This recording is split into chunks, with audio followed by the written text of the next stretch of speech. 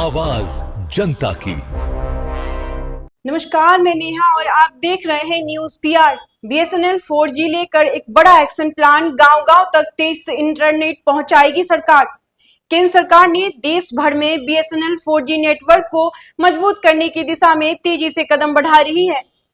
केंद्रीय संचार मंत्री ज्योतिरादित्य सिंधिया ने जानकारी दी है कि 4G साइट्स को लेकर उनकी वित्त मंत्री के साथ अहम बैठक हुई है और नई साइट्स की स्थापना की प्रक्रिया अब तेज हो चुकी है।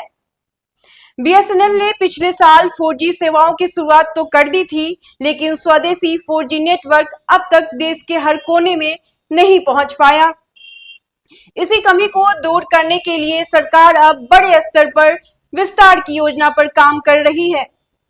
ET टेलीकॉम्स के रिपोर्ट के मुताबिक बीएसएनएल अब तक लगभग 1 लाख 4G साइट्स स्थापित कर चुका है। इसके अलावा 22,000 नए 4G साइट्स लगाने का काम भी तेजी से जारी है। सरकार यही नहीं रुकना चाहती, बल्कि आने वाले समय में टावरों की संख्या और बढ़ाने की तैयारी में है। रिपोर्ट्स के अनुसार 22,000 नए टावरों के बाद भी विस्तार की योजना पर विचार चल रहा है, जिसके लिए अतिरिक्त फंड की आवश्यकता होगी। इसी सिलसिले में केंद्रीय मंत्री ज्योतिरादित्य सिंधिया ने वित्त मंत्री से मुलाकात की। हालांकि उन्होंने ज्यादा जानकारी साझा नहीं की है, लेकिन यह जरूर कहा है कि योजना पर काफी हद तक काम पूरा हो चुका है। आपको बता दें कि बीएसएनएल 4G नेटवर्क पूरी तरह से स्वदेशी तकनीकी पर आधारित है।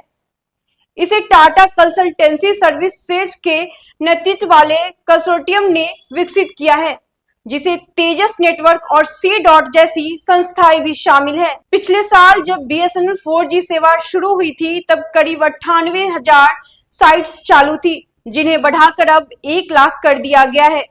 अब 22,000 नए टावरों के साथ देश में ग्रामीण और दूर दराज इलाकों में तब हाई स्पीड इंटरनेट पहुंचाने की तैयारी है। टेलीकॉम एक्सपर्ट्स भी सरकार की इसी रणनीति के साथ काम कर रही है। विशेषज्ञों का मानना है कि निजी कंपनियों को कड़ी टक्कर देने के लिए बीएसएनएल को बड़े पैमाने पर 4G साइट्स स्थापित करनी होगी। खास बात यह है कि बीएसएनएल को स्वदेशी 4G नेटवर्क अब सिर्फ भारत में ही नहीं, बल्कि अमेरिका समेत कई देशों में चर्चा का विषय बना हुआ है। कई देश चीनी टेलीकॉम उपकरणों से भी दूरी बनाकर भारतीय तकनीक अपनाने में रुचि दिखा रहे हैं। अहम और भरोसेमंद खबरों के लिए देखते रहिए न्यूज पीआर। तब तक के लिए धन्यवाद।